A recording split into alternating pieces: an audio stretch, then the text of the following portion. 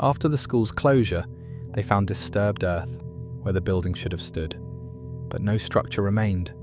No foundation, no cement, just soil that had been mixed with crushed stone, lime, and industrial ash. What makes this discovery particularly unsettling is not just what was lost, but what was preserved. The deliberate removal of evidence. The outbuilding had been there. The photo proved it.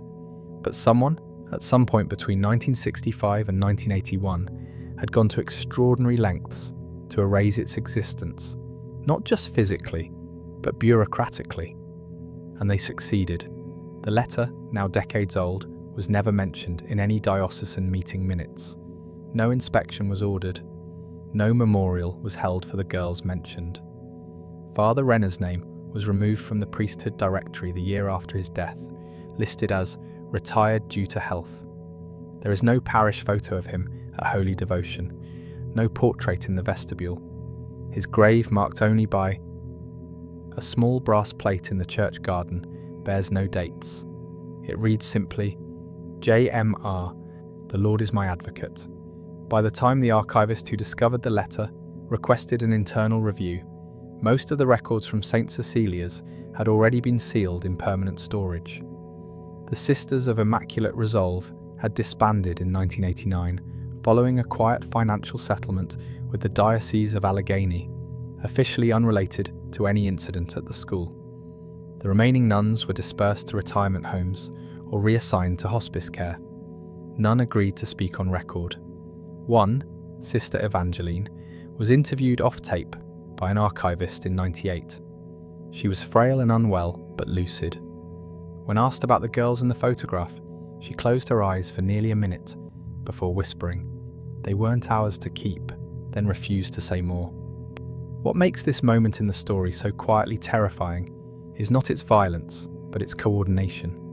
The smoothness of the deletion, the bureaucratic coldness with which it was handled. The priest who tried to speak was silenced not with force, but with paper, ink, and premature cremation. 17 girls had vanished by March, and at least 7 of them stood in that photograph. Cold, shivering, waiting. For what? No autopsies, no transcripts, no last words. Only a letter, never mailed, and a file, misplaced for 32 years. The next chapter in this story would not be told by clergy or by archivists, but by engineers. A decade after the school's closure, the land changed hands.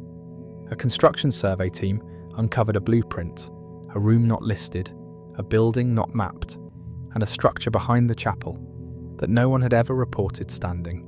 In the spring of 2008, the Archdiocese of Allegheny authorized a land assessment near Barrow Glen, Pennsylvania.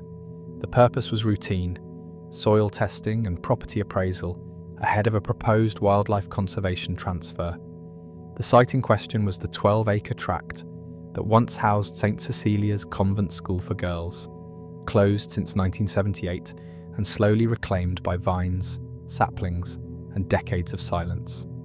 The architectural firm contracted for the survey, Langley and Hostetler LLP, requested original structural blueprints. What they received from the diocesan archive included 2 sets of plans, one from 1911, documenting the school's founding layout, and a second dated May 1962, marked Renovation Proposal, Internal Use Only. It was this second file that raised concerns. The plans outlined the expected additions, a refectory expansion, upgrades to the heating systems, and a modernised lavatory hall. But nested between pages 14 and 15, folded into a single crease sheet, was a schematic labelled BLOG. C. Restricted Access, Internal.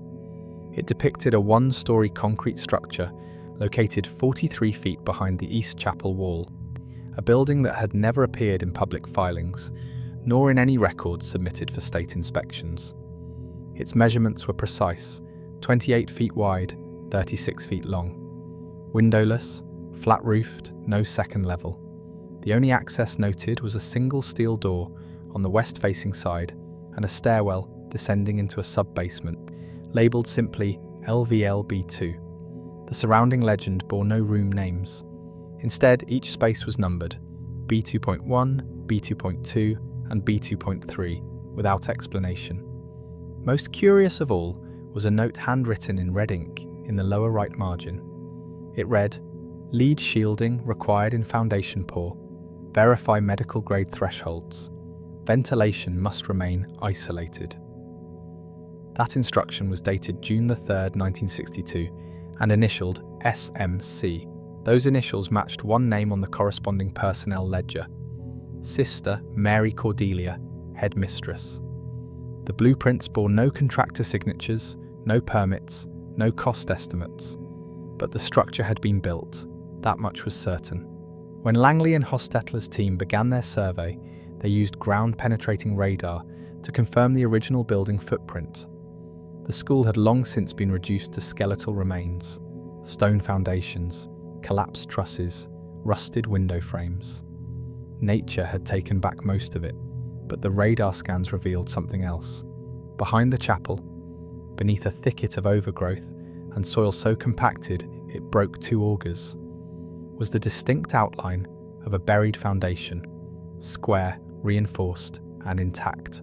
The dimensions matched Building C exactly. Further scans revealed the remnants of what appeared to be an access stairwell, filled in with compacted gravel and rebar mesh, and a faint anomaly beneath the slab. A hollow cavity, approximately 10 feet beneath the surface, registering air pockets and an elevated density gradient, consistent with older, sealed substructures. No demolition permits had ever been filed. No contractor logs were submitted. No environmental clearance requests had been recorded. And yet the building was gone. According to the diocesan property disposition records, Building C had been fully dismantled in 1980, shortly after the school's closure. But the documentation offered no photographic evidence, no invoices, no witness signatures, only a typed note. Structure removed for liability purposes. Records archived. No such archive has ever been located, but people remembered it. Harold Delvin, age 84 at the time of his interview, had served as a groundskeeper for St. Cecilia's from 1957 until its closure in 1978. He maintained the eastern slope, the area behind the chapel, and was responsible for snow removal, brush clearing, and minor masonry repair. When shown the blueprints in 2009, he nodded slowly and said, "That was the cold building. That's what we called it. Always locked. No one went in or out during the day." When asked what happened at night, he hesitated, then said, "Lights, dim ones.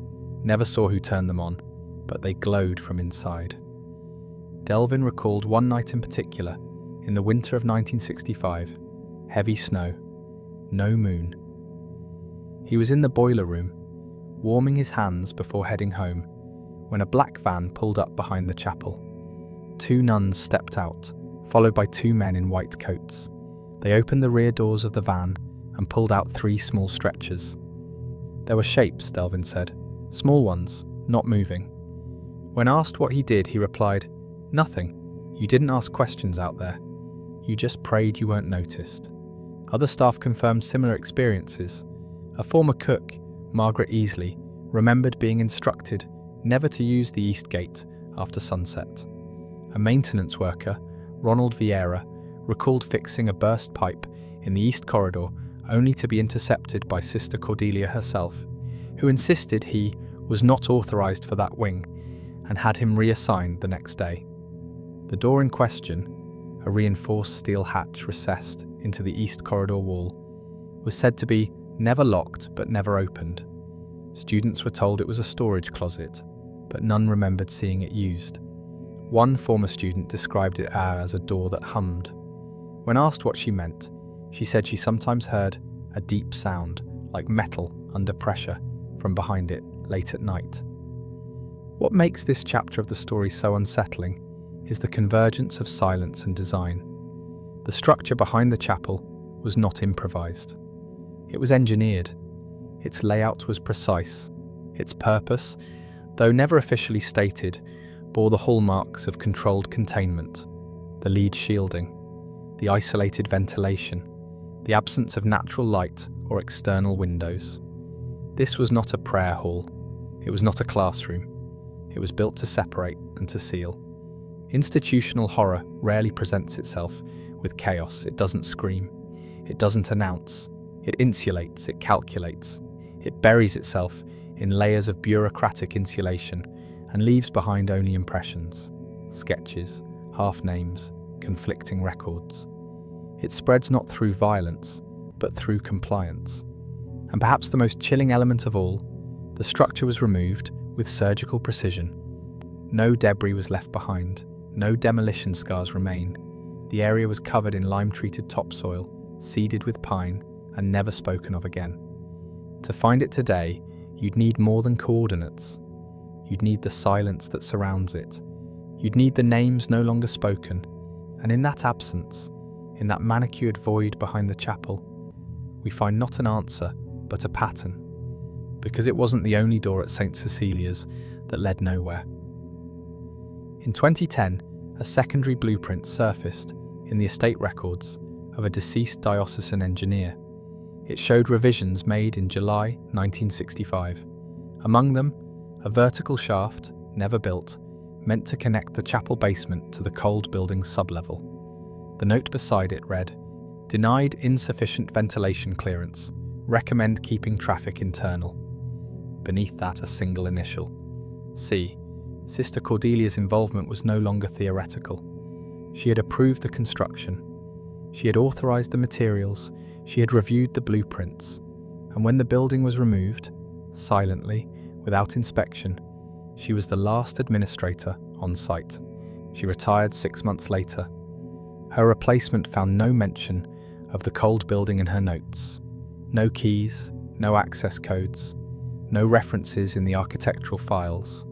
Only a final line, handwritten in the back cover of the 1907 facilities logbook. The corridor is closed, no one remains. With the building gone and the school officially condemned, few thought to look deeper. But beneath the remaining concrete slabs, in the layers of soil too dense for roots to grow, something remained sealed. A cavity, a vault, a place where sound didn't travel. And soon the surveys would shift focus, from blueprints to burial records, from floor plans to footprints, because the next phase of the investigation wouldn't focus on structures. It would focus on names. 13 to be exact, all gone by June.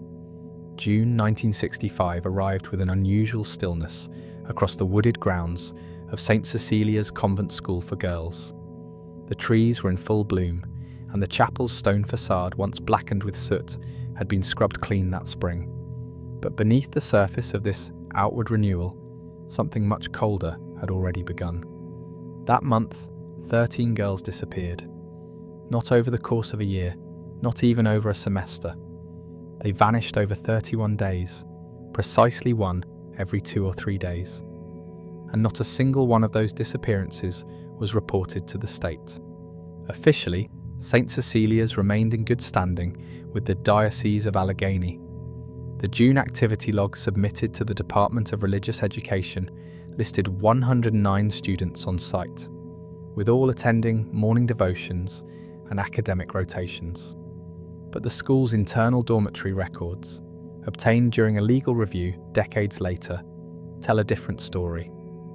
The dormitory assignments for June 1st listed 122 girls. By July 1st, only 109 remained. The missing 13 had no notations, no dismissal codes, no graduation signatures. Where their names had been typed, the spaces were cleanly whited out, but the spacing wasn't even. It was as if their absence had been planned, not discovered. Margaret Esposito lived 30 miles west in a small 2-bedroom home near Sharpsville. She was a seamstress by trade and a widow since 1962. Her daughter, Lillian, had been sent to St. Cecilia's the previous September after Margaret was told her employment and housing situation made her unfit for full-time custody. Lillian was 13, shy, nearsighted. She had written letters home every Sunday, always in perfect cursive. They described the school as quiet, strict, and cold. She never mentioned friends, never mentioned the chapel. But her final letter, dated May 24, 1965, closed with a strange line: "The beds are being moved again. I hope mine stays by the window." It was the last Margaret ever heard from her daughter. On June the 6th, she received a formal letter from the school, signed by Sister Mary Cordelia. It informed her that Lillian had been transferred to a restorative care environment for girls exhibiting fragile constitutions. No address was provided, no timeline, just a sentence stating that her daughter had entered a more appropriate therapeutic stage. Margaret called the school. No one answered. She drove there in person. The gate was locked. She wrote to the diocese. Weeks passed. On June 28th, a new envelope arrived. Inside was a death certificate. Name: Lillian Esposito. Date of death: June 9th, 1965. Cause: unspecified. Confirming authority: Father Malcolm Keene. Margaret had never heard of Father Keene. She contacted the county coroner. They had no record. She asked for the body. She was told there had been a cremation. She asked to see the cremation order. There wasn't one. The paperwork was legally binding, but it had no weight, no body, no witnesses, no funeral. Just the cold finality of a typed name on a sheet of paper, and the complete erasure of a child who had been alive just 2 weeks earlier. Margaret refused to accept it. On July the 3rd, she filed a missing persons report with Mercer County. She brought the letter, the certificate, the photograph of her daughter taken just 6 months prior, standing beside her bunk with a composition book in her hand. The officer at the desk told her, flatly, if there's a death certificate, it's not a missing person. The report was never filed. Father Malcolm Keene was a low-ranking cleric assigned to diocesan accounting and oversight. He had no formal ties to St. Cecilia's. His name appeared on Lillian's certificate only once, as the confirming authority for final rites. In August 1965, just 2 months later, Keene was arrested. The charges were unrelated: embezzlement, misappropriation of church funds, totaling just over £2,000. A quiet scandal, quickly contained. He was remanded to St. Thomas Detention Annex. There was no trial. According to the intake logs, Keene's behaviour during his final weeks was described as agitated, paranoid, and frequently tearful. He spoke often about a mistake in June and requested access to a typewriter, which was denied. On the night of September the 2nd, he was found dead in his cell. Cause of death: asphyxiation due to positional compression. There were no signs of struggle. The guard on duty, interviewed years later, recalled hearing him whisper something before lights out. He kept repeating the same thing: "They were already gone when I signed it," over and over. No follow-up investigation was opened. His death was ruled accidental. His body was buried in a private cemetery outside Pittsburgh. No headstone. Back at St. Cecilia's, the school year resumed as planned. The dormitory bunks were rearranged. Student belongings that remained unclaimed were disposed of, according to a line in the July maintenance ledger. A single line, typed in block capitals: "Personal effects in East Dormitory cleared and incinerated per rotation schedule." This wasn't a burial, it was a purge. Of the other 12 girls who vanished that June, only 4 had formal guardians listed. 2 were under state care, and their records disappeared along with them. The others were listed in the school's files as temporary residents under parish referral. Their names no longer appear in any educational rosters, baptismal registries, or family claims. When questioned in the 1980s, surviving staff cited memory lapses, transitions, and clerical inconsistencies. Some said the names never sounded familiar. Others claimed the girls must have relocated, but no transfer documents exist. What remained were patterns. Always the East Dormitory, always during quiet weeks, summer recess retreat periods, always with the same outcome: silence. What makes this chapter of the story so profoundly disturbing is the scale and subtlety of it. These weren't sudden outbursts of violence. They weren't accidents. They were erasures, timed, documented, and buried beneath layers of administrative finality. They followed a rhythm, a calendar, and they were absorbed seamlessly into the operations of an institution whose core function was obedience. There is a particular horror in watching something monstrous take shape through paper and ink, in realizing that a child's entire existence can be edited out of the world with a single typewritten line. Not buried, not mourned, just marked as transferred, or worse, restored. By the end of 1965, 13 girls had disappeared under those terms. No graves, no criminal charges, no state inquiries. The only disruption, the only human resistance, came from a mother who wouldn't stop asking questions, and a priest who died for signing the wrong form. And then it was quiet again. The institution kept moving. Classes resumed, files were updated, letters were sent. And by January 1906, the student roster had been reset, as if nothing had happened at all. But traces remained, in burned corners of logbooks, in corrected ink, in the hollow spaces between bed numbers and assignment lists, and in the hallway that now stood empty behind the chapel where the cold building had once been. The next piece of the story wouldn't come from paperwork. It would come from a photograph, a yearbook, published in 1966, where the faces of the choir were turned completely away from the camera, and the caption beneath them simply read, "By grace alone." By the end of 1965, the grounds of St. Cecilia's had grown unusually quiet. The birds that once congregated near the bell tower seemed to vanish earlier that winter, and students who once filled the stone halls with morning hymns now walked in silence.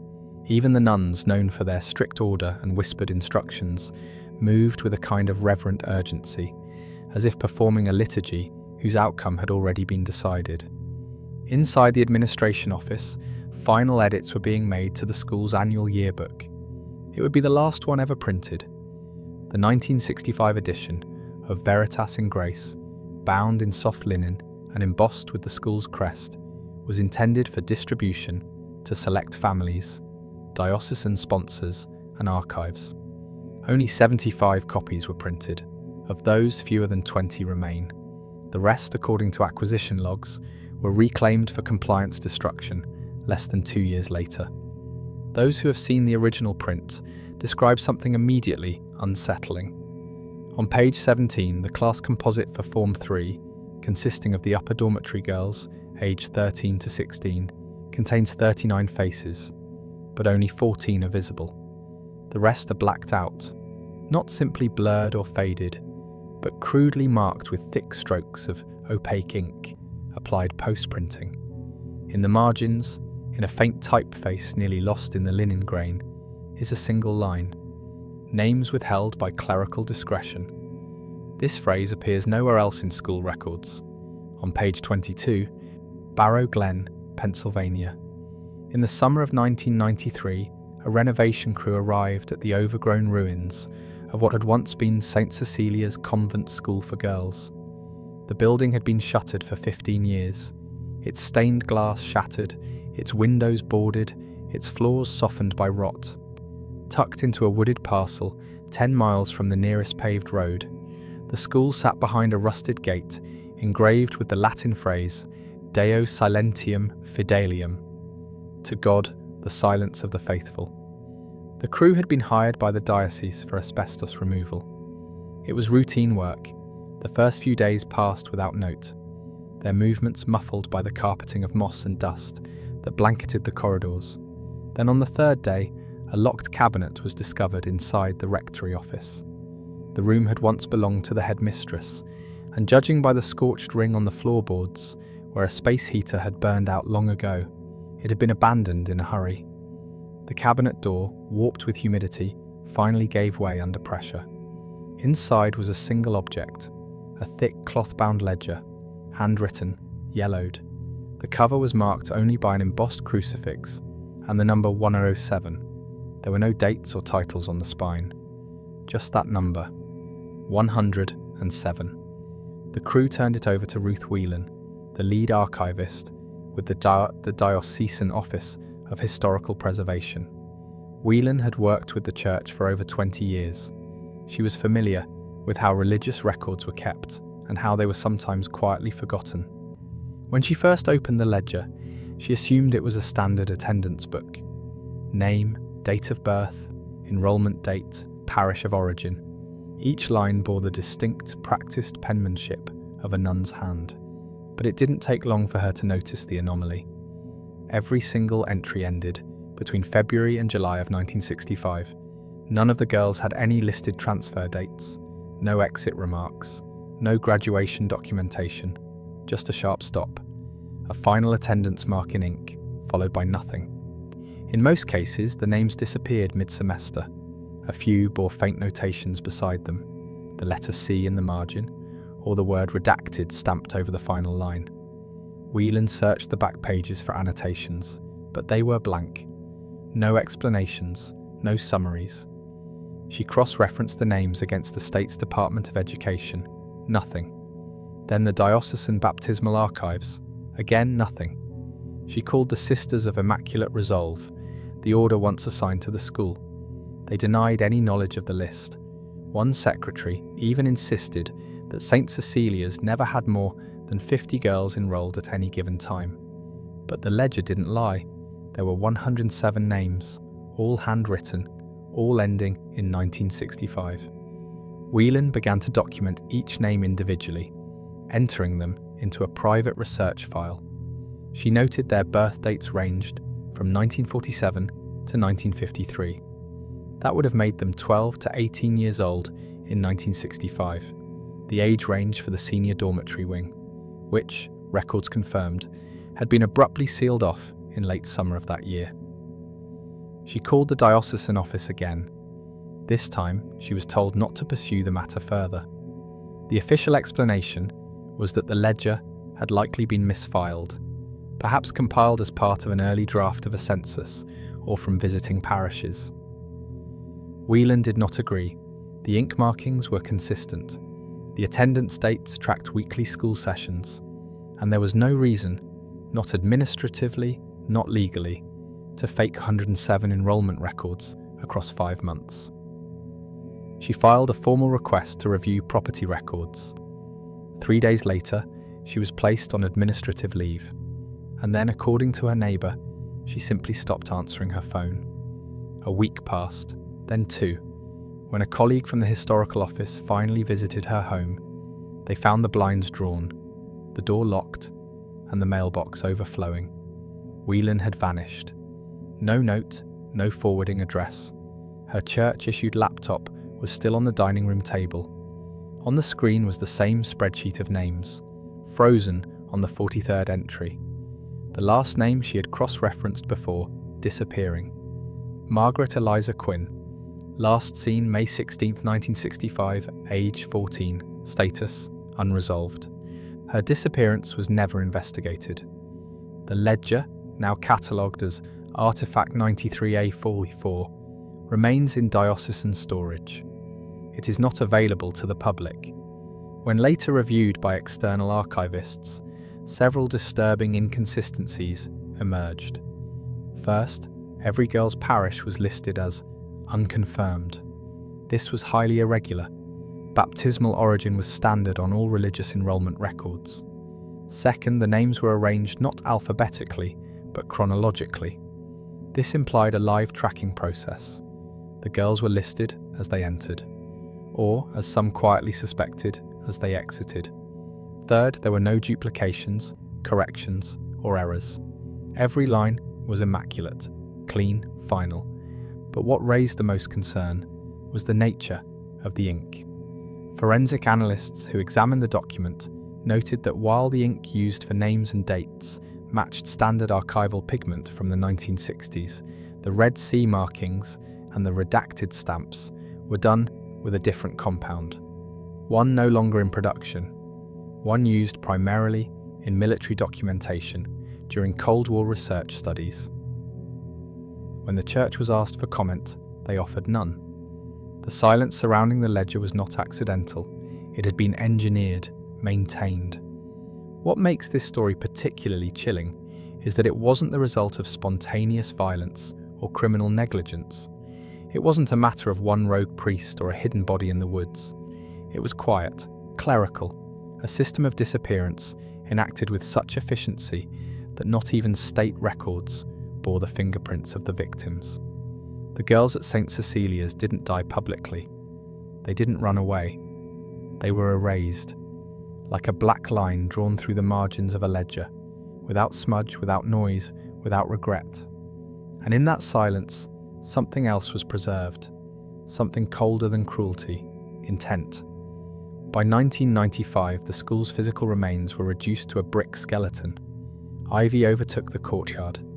The stained glass was sold. The chapel bell, once used to signal morning prayers, was taken down for scrap. But the ledger was never discarded, never misplaced again.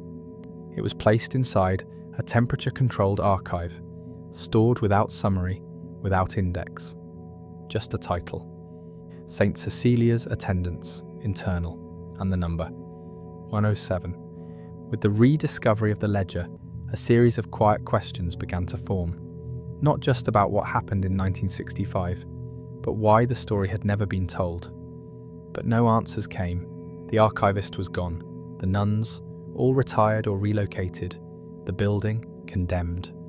All that remained was a single, silent artifact, and a list of girls no one had ever heard of. As the documents settled into storage, the timeline of events moved forward. The building might have been condemned, but not everything was lost beneath the dust.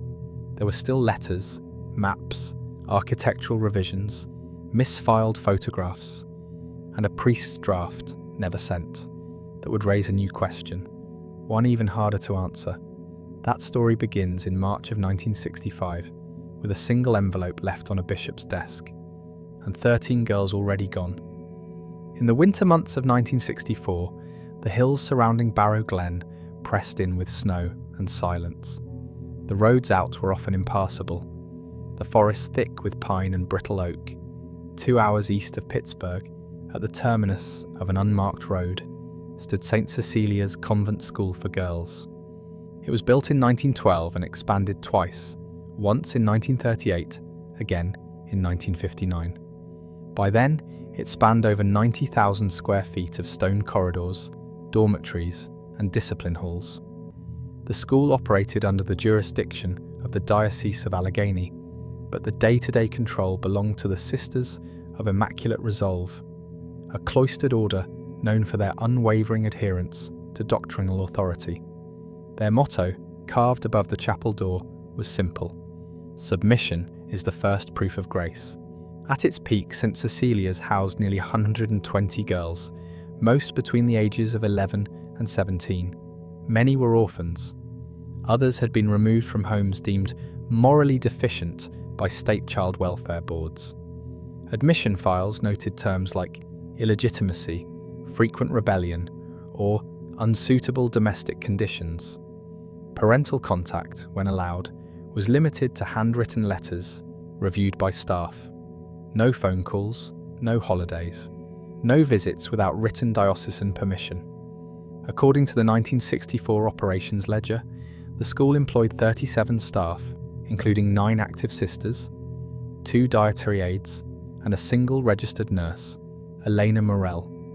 In a sealed deposition dated March 1971, uncovered during a civil case unrelated to the school, Morell described the conditions within St. Cecilia's with chilling specificity. She stated that routine hygiene issues among the students were far more severe than reported. Dozens of girls, some as old as 16, were wetting the bed nightly. When brought to her for care, they often seemed confused, not frightened, not panicked, just distant, detached. As if they weren't expecting comfort, she wrote, as if their minds were elsewhere. Morell noted that some of the girls developed unusual skin reactions around the inner thighs and lower spine, rashes that flared and vanished within days. When she requested water samples, her request was denied. She was told the plumbing met archdiocesan approval and did not require secular inspection. More concerning were the interruptions. Each week, usually before Wednesday roll call, Morell was instructed to prepare special examination kits. These included surgical gloves, iodine solution, thermometers, and sedatives. The kits were labelled with single initials, never full names, and always delivered to the basement infirmary. Morell was not permitted to assist during the procedures. She was told to remain in her quarters during the hours they occurred. She was told the procedures were corrective. She was told they were private matters of spiritual hygiene. She was not told what happened in that room, but she heard things: metal moving against tile, rubber soles pacing. Once, she recalled, she heard a sound like water being poured onto a hot surface. The smell that followed was antiseptic, and something else. She couldn't name it, but she said it reminded her of heated meat. Of all her observations, one stood out. There were never any fire drills, not once during her 2 years on staff. Despite state laws passed in 1959, mandating monthly drills in all educational facilities, St. Cecilia's claimed structural exemption due to its stone construction. Yet the electrical schematics from the 1959 expansion showed a bell system wired to every part of the building: classrooms, kitchens, chapel, refectory, everywhere except the dormitories. The sleeping quarters, home to over 100 girls, had no wired alarms, no bell pulls, no visible signal system of any kind. When Morell asked about the omission, she was told it was to preserve the sanctity of rest.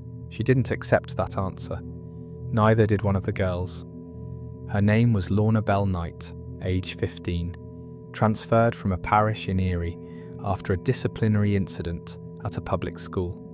According to Morell's statement, Lorna was unusually inquisitive, polite but persistent. On a cold morning in February 1964, Lorna was escorted into Morell's infirmary with a bruised lip and a torn blouse. When asked what happened, she quietly answered, "I asked about the bell." It was her second time in the infirmary that month. The first had involved minor burns on her fingertips. She'd said it came from touching the dormitory heater, which had been cold to the touch for weeks. She was trying to see if it had anything behind it. After the incident involving the bell system, she was escorted out of the infirmary by 2 sisters. She did not return to her classes. Her name was quietly removed from the next week's roll call. When Morell inquired, she was told the girl had been reassigned. No official record of that reassignment exists. Lorna Knight's name does not appear in the 1964 yearbook. Her bed assignment was erased from the dormitory list. A former student, interviewed anonymously in 1998, remembered her only as the one who talked too much. This pattern, silent removal followed by bureaucratic deletion, was not isolated. Girls who spoke out, resisted, or asked questions about the routine were frequently described afterward as absent or relocated, but no one could say where they went, no addresses, no follow-up files. The architecture of St. Cecilia's was designed for separation. The dormitories had no internal stairs. Access to the basement was permitted only through the east corridor, which was guarded at all hours. Windows in the dorms were sealed shut with industrial screws. The external doors required a key kept in the chapel office, under the control of the Mother Superior. What makes this story so quietly disturbing is not just the physical design of the school, but its philosophical design. St. Cecilia's did not need chains or locked cells. It used doctrine. Obedience was measured not by action, but by silence. Compliance meant vanishing without protest. The fear was not of punishment, but of being noticed, of being seen, of asking about things like bells. And what's worse, what's truly suffocating about this story, is that it worked. No riots, no escapes, no public incident, just a slow, invisible subtraction of voices. By the spring of 1964, nurse Elena Morell submitted her resignation. Her final request, made in writing, was that the basement infirmary be sealed and inspected. The request was denied. The reason given: there are no facilities matching that description on file. That spring marked the end of Morell's involvement with St. Cecilia's, but not the end of the pattern. In the months that followed, the silence would deepen, the procedures would become more frequent, and one letter, never mailed, would reveal just how many had already vanished. The date on that letter was March 9th, 1965. By then, 13 girls were already gone. March 12th, 1965. The letter was handwritten in blue ink, its lines neat, slanted, and unwavering. It bore the official seal of the Diocese of Allegheny and was addressed to Bishop Lawrence C. Renner at the Pittsburgh Chancery Office. The sender was Father Joseph M. Renner, no relation, parish priest of the Church of the Holy Devotion in Barrow Glen, and a man not known for drama, conspiracy, or disobedience. The envelope was never opened, the letter was never mailed, and the man who wrote it was dead within 72 hours. Its contents were only discovered 32 years later, in 1997, misfiled in a diocesan folder labelled Retreat Planning Unsorted. By then, everyone mentioned in its pages was either retired, deceased, or unreachable. The letter had been preserved only because of its attachment, a single torn photograph folded into the last page. It was that photo, not the ink, that made the archivist stop and call the basement vault supervisor. The letter is now sealed in a climate-controlled drawer, filed under restricted correspondence. What follows is a transcription of its contents, verified against the original. March 12, 1965. To His Excellency, Bishop L.C. Renner, Office of the Diocese, Pittsburgh. Your Excellency, I write to you with deep moral concern and in great distress of conscience. I have requested access to the grounds of St. Cecilia's Convent School 3 times in the past 6 weeks. Each time, I was refused entry. No explanation was given. The headmistress, Sister Mary Cordelia, has not returned my calls nor responded to written inquiries. I was told by diocesan staff that I lacked the appropriate administrative clearance. This morning, I received word from a lay parent that her daughter, Margaret Quinn, age 14, was listed as deceased. No death certificate was issued, no burial was held. When I requested a copy of her final sacramental rites, I was told there were none. She was transferred for medical reasons. That is the 17th such case since early February. Your Excellency, I am not prone to fantasy, but these are not transfers. These are disappearances. They are happening on church property, under your legal and spiritual jurisdiction. I ask you again, formally and with all humility, to authorize an inspection. I believe these girls are neither buried nor blessed. I include a photograph, torn from the bulletin board in the retreat house. It shows, I believe, the missing girls. They are barefoot. They are wearing surgical gowns, and they are standing near a structure I have never seen listed on the campus architectural plans. One appears to be crying, another is turned away.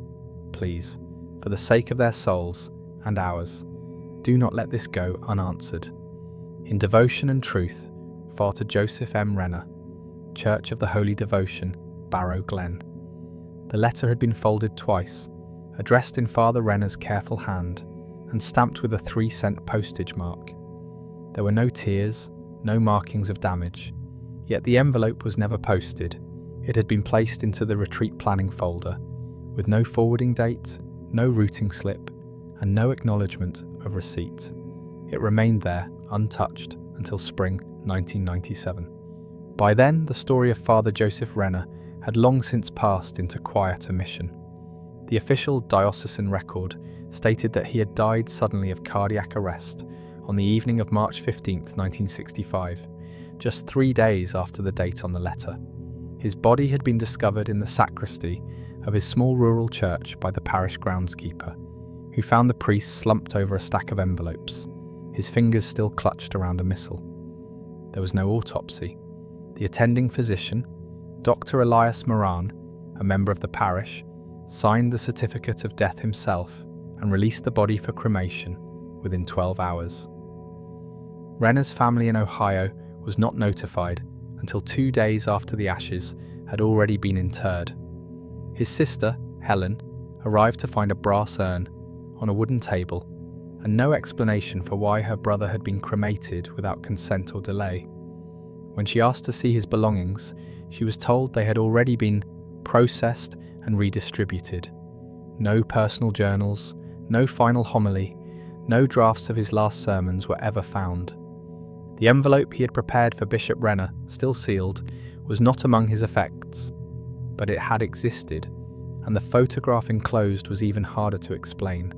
Black and white, torn on the right edge, blurry in its foreground, but unmistakable in content.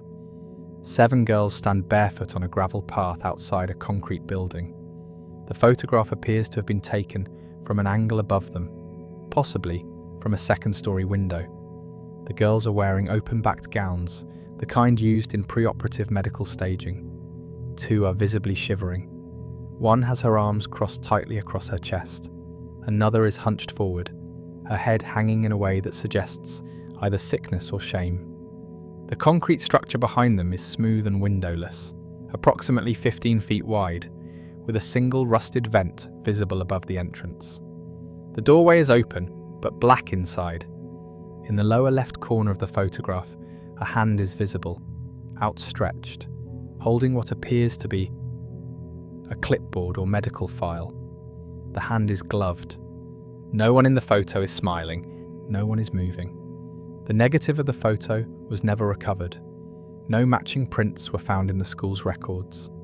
The outbuilding itself did not appear on any architectural schematics filed with the diocese. When land surveyors conducted a soil scan in 1981, the choir group photo shows 11 girls standing in formation in the chapel's side transept. They're all facing the back wall. None of their faces are shown. There is no caption, no director's name. The photo's alignment is slightly off, as if it were never meant to be taken.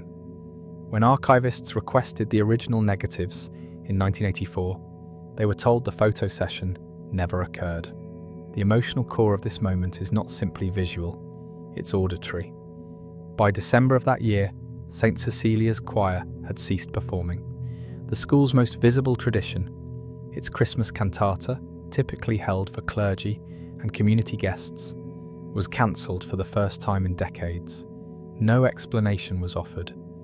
The bell tower rang once that season. On December 3rd, it did not ring again. Internal service logs from the chapel reveal that the choir practice schedule was quietly eliminated from the bulletin.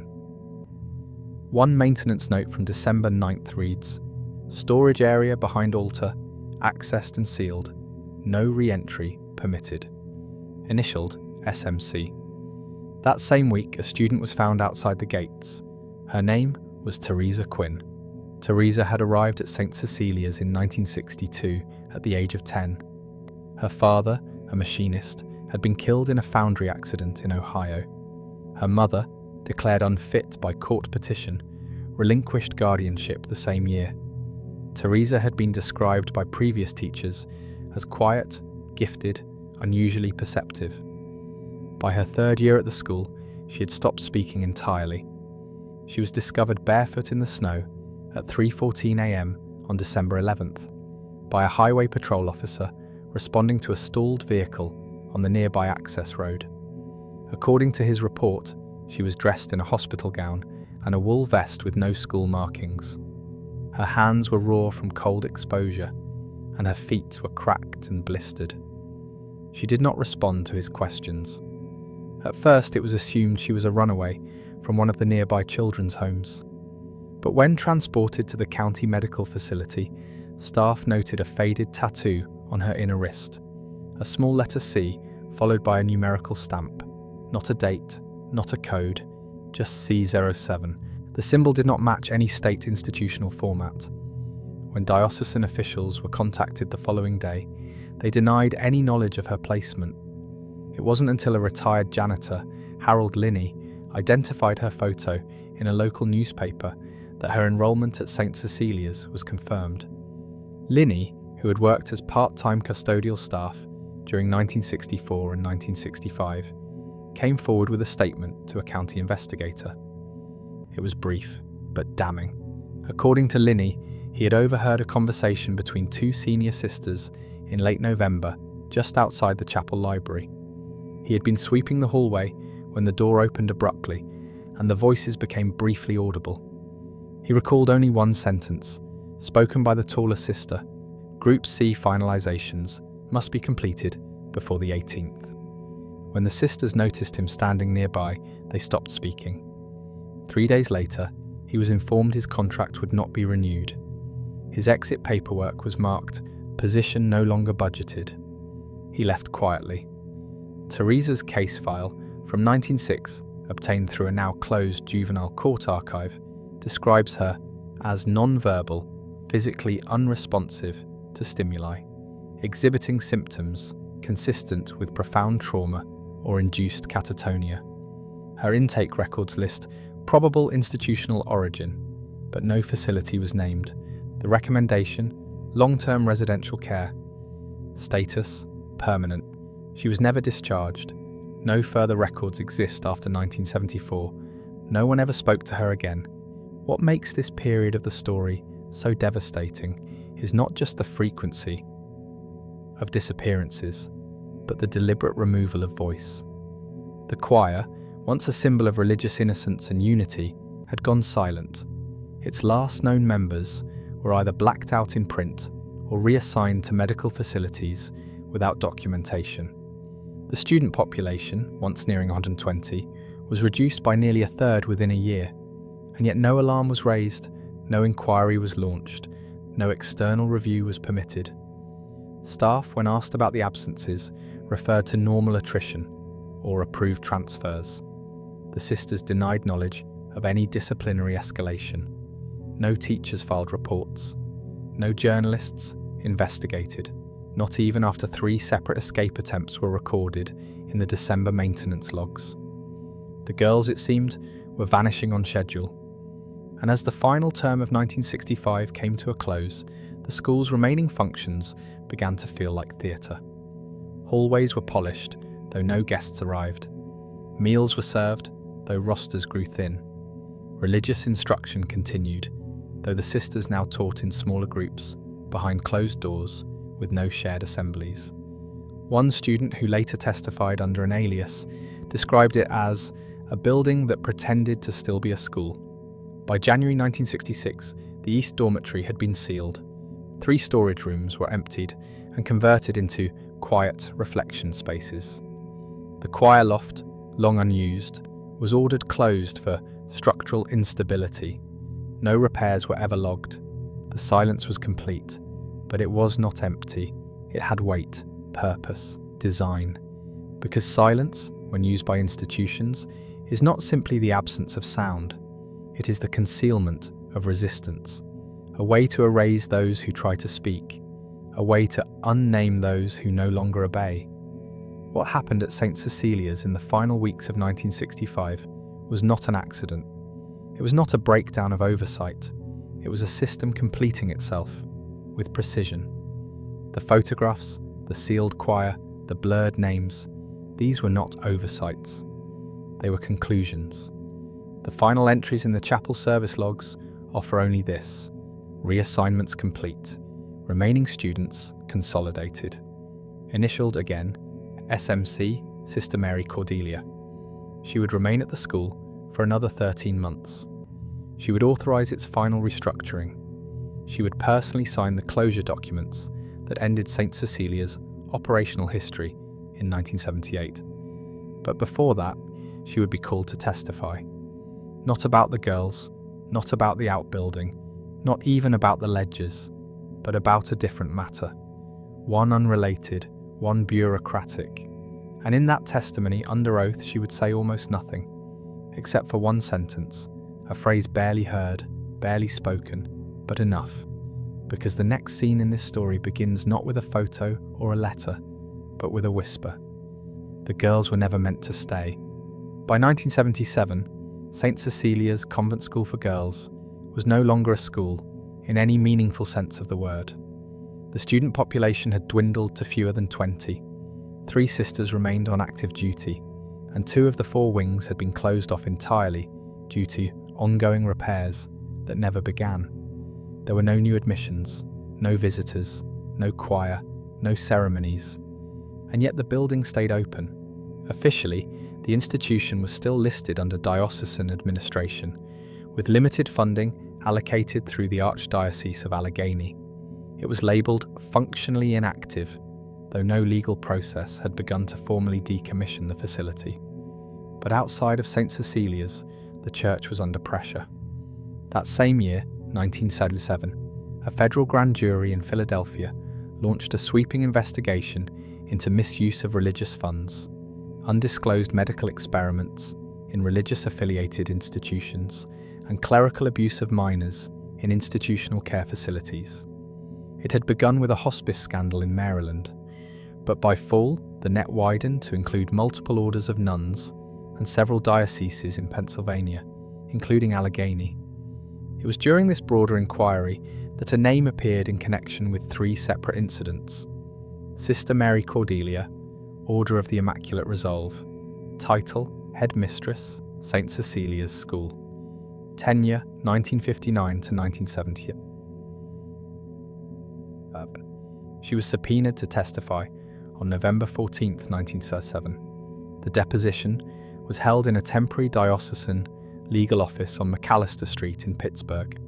Present were 2 federal investigators, a church-appointed legal observer, and a court transcriptionist assigned to record the proceedings by audio. No video was taken, no press was permitted. The full transcript of the deposition runs 47 pages, but nearly every answer is the same. I do not recall. I cannot answer that. That was handled by another office. I was not authorized to review that documentation. Her tone remained flat, measured, and calm throughout. When asked about the construction of the concrete structure behind the chapel, the one omitted from all architectural filings, she replied, "I do not recall reviewing the plans."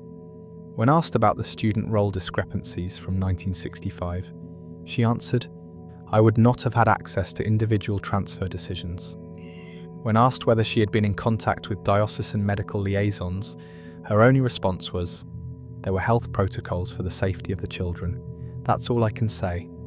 She gave no acknowledgement of the girls who vanished, no confirmation of the infirmary sublevels, no comment on the incinerated belongings, no acknowledgement of the blurred yearbook faces, nothing. But it was what happened at the end of the deposition that would later become the most haunting. As the final question was read aloud, asking if she wished to add anything to the record, she declined. The session was formally closed, chairs scraped, files were gathered. The audio recorder, however, had not yet been turned off. In that window, the 30 seconds between official closure and tape shut-off, Sister Mary Cordelia spoke again. Not to anyone in the room, not as a statement, but in a whisper, a single sentence. The girls were never meant to stay. The phrase was barely audible. The transcriptionist did not include it in the typed record. It remained preserved only in the reel-to-reel audio tape, stored in a cardboard archive box labelled Allegheny Interviews, 1977. For 25 years, no one noticed it, until 2002. That year, a junior archivist named Rachel Goodman, assisting with digitization of old federal depositions, stumbled upon the Cordelia tape. She flagged it for review after hearing a faint voice at the end that was not in cadence with the rest of the interview. She boosted the audio using restoration software. What she heard was not a mistake, not static, not breath, it was speech, deliberate, low, clear. The girls were never meant to stay. Goodman sent a request to review the original handwritten dictation notes from the 1977 deposition.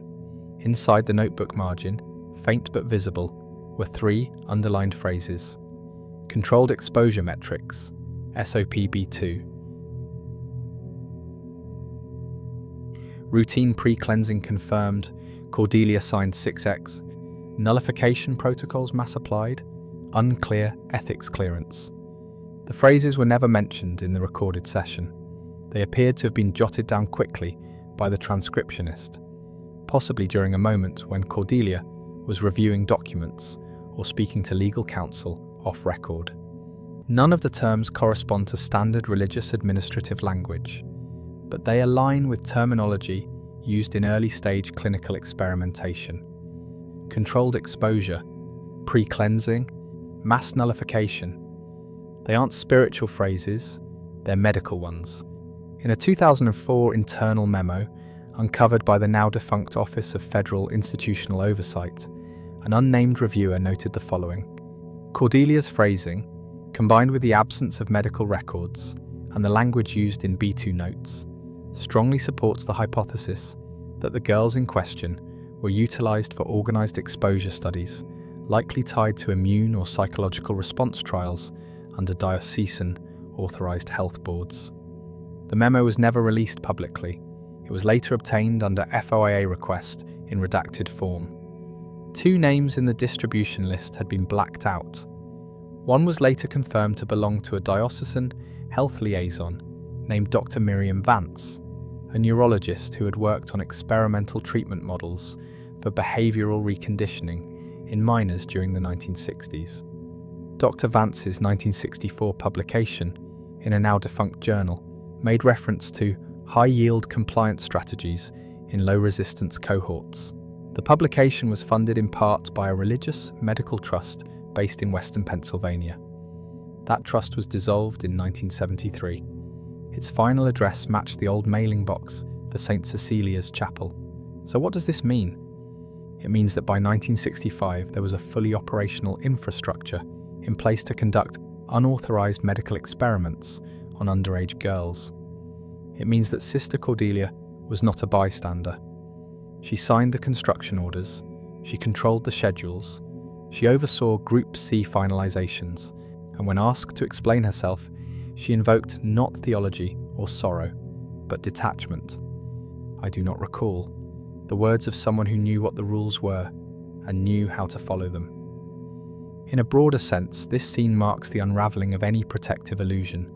Until this point in the narrative, the story could have still been explained away. Clerical incompetence, poor record keeping, a remote institution lost to time.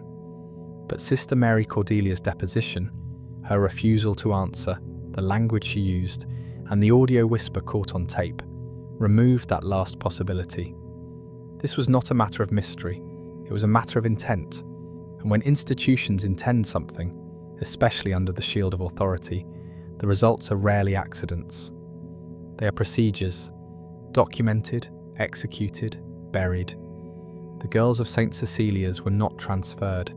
They were not lost. They were not abandoned. They were used.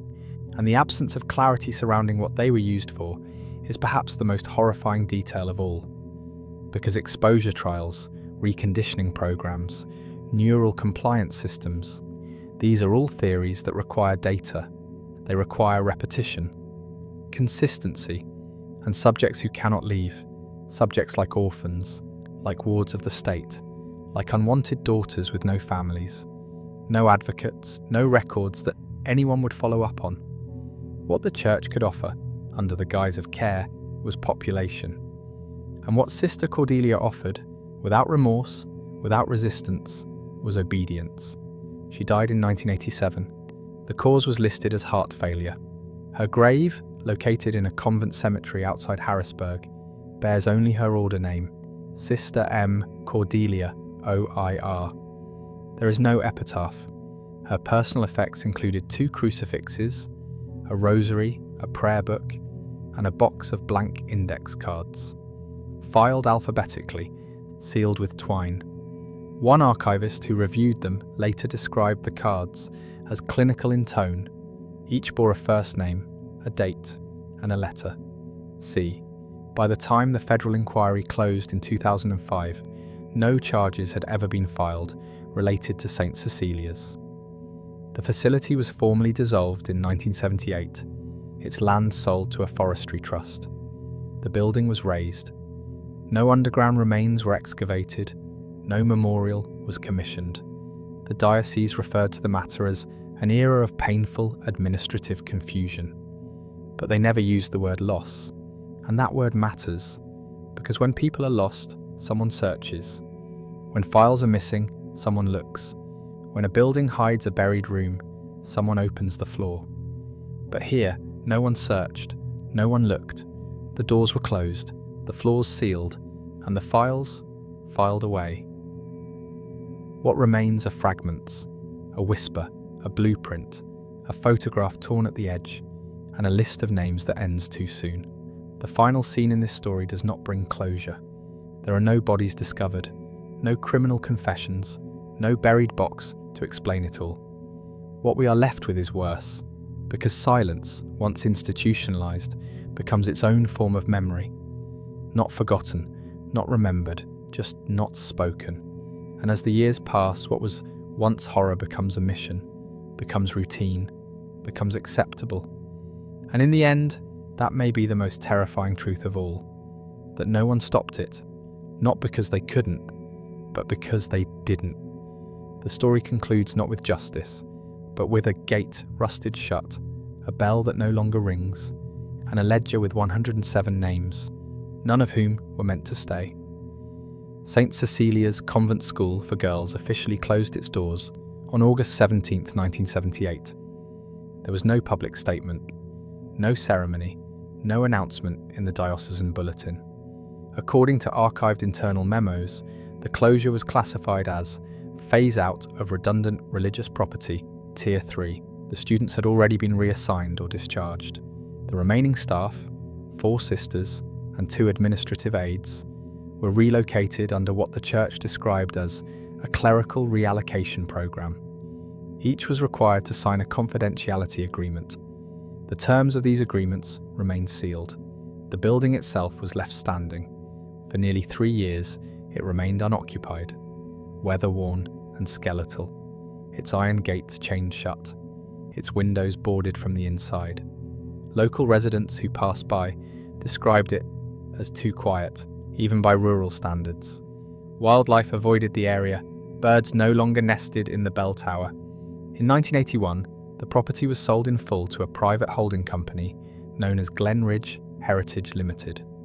The listed office address led to a P.O. box in Harrisburg, later traced to a second firm, Ornell Properties, which dissolved 2 years later.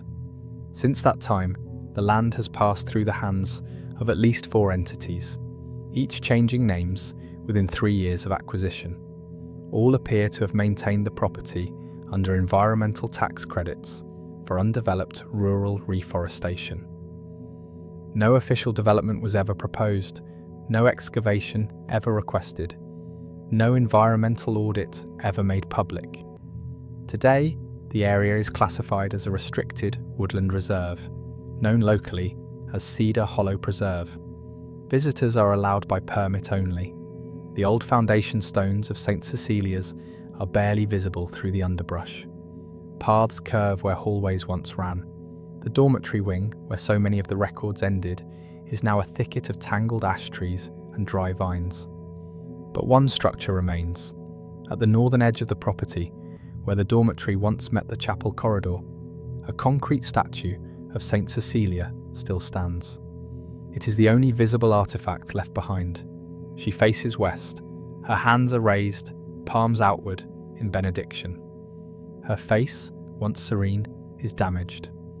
The mouth has been deliberately chipped off. The jawline is fractured, the lips are gone. No record exists of who defaced it or when. In 2005, a freelance investigative journalist named Elena Morwick began researching the history of the St. Cecilia's property. At the time, she had been writing a long-form expose on clerical mismanagement in Pennsylvania, focusing on orphaned children in rural parishes. Her notes, later recovered from a backup drive, contain a disturbing pattern of entries between April and September of that year. They are brief, clipped, clinical. May 2 interviewed former diocesan archivist, mentioned off-books placement ledger with 107 entries. Can't get access. Claims it was destroyed in 91, office flood, no confirmation. May 27th, site visit denied by Glenridge, sent request for public records, holding company unlisted, property tagged for environmental silence. June 10, interviewed Sister AM, retired. Says she remembers the faces but won't give names. Refers to final clearing in 65. Gets upset, ends call. July 19th, found obscure mention of controlled exposure linked to neurological trials. Matching language from Vance memos. Cross-reference with OIR Trust Fund. Same P.O. box. August 8th, another call with Sister AM. She says, "We were told they'd be taken care of. They said the pain would be brief." Her final entry was dated September 4th, 2005.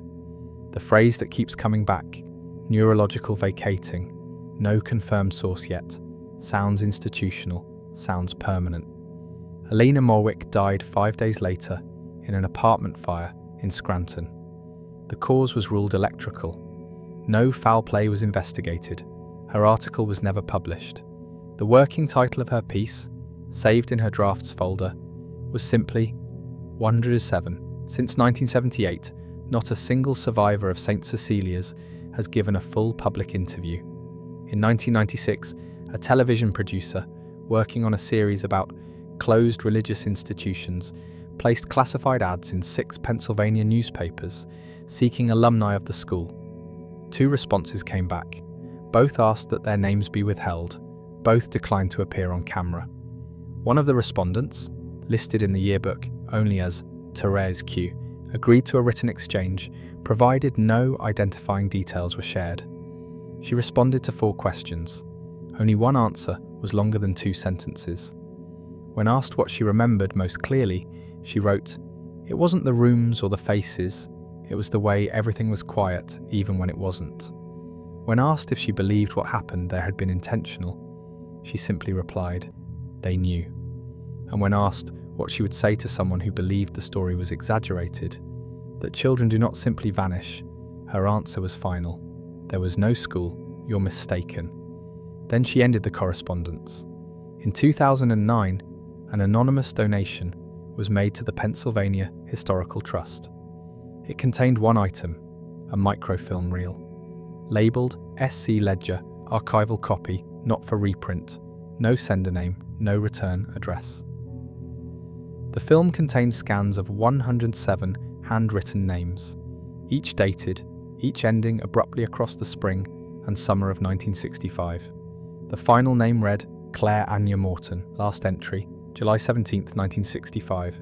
Notes, not returned. No birth date listed, no exit documentation, no further information. The ledger matched the one found in 1993, now sealed under diocesan archival restriction. But this reel was different. In the bottom right corner of each page, a number appeared, faint, almost accidental. C01, C02, C03, and so on, all the way to C107. No explanation was offered for the C designation. No notes accompanied the reel, but it confirmed what had long been suspected. The girls weren't just students, they were categories. They were part of something organised, and they were accounted for, every one of them, until they weren't.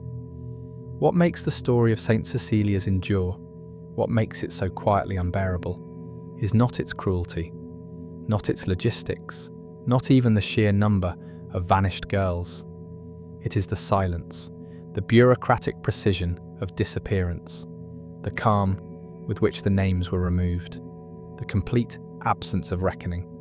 Because evil, when wrapped in the language of care, becomes almost impossible to uproot. It doesn't hide behind locked doors. It sits in well-lit rooms. It wears white collars. It files reports. And when it's done, it walks away, saying only, "I don't recall." There is no plaque at the site, no memorial stone, no list of names carved in granite. Just a statue, cracked at the mouth, and the sound of wind in pine needles where girls once stood barefoot, waiting to be called back inside. They never were, and no one ever spoke again. Today the property is still owned, on paper, by a corporation that has no employees, no office, and no listed phone number. The trees grow thick around the ruins. The trailhead map says nothing about the building that stood there for over 6 decades. Visitors report a sense of disorientation, a kind of stillness they can't quite name, but there is no proof.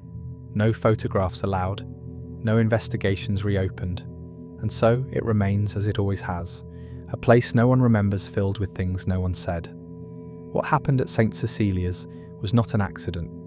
It was not the result of one person. It was not even a secret in the truest sense. It was something far worse, a decision, repeated documented, filed, and forgotten. Not by fire, not by flood, but by paper, by procedure, by process. And it ended not with a scream, but with a whisper that says, "There was no school, you're mistaken."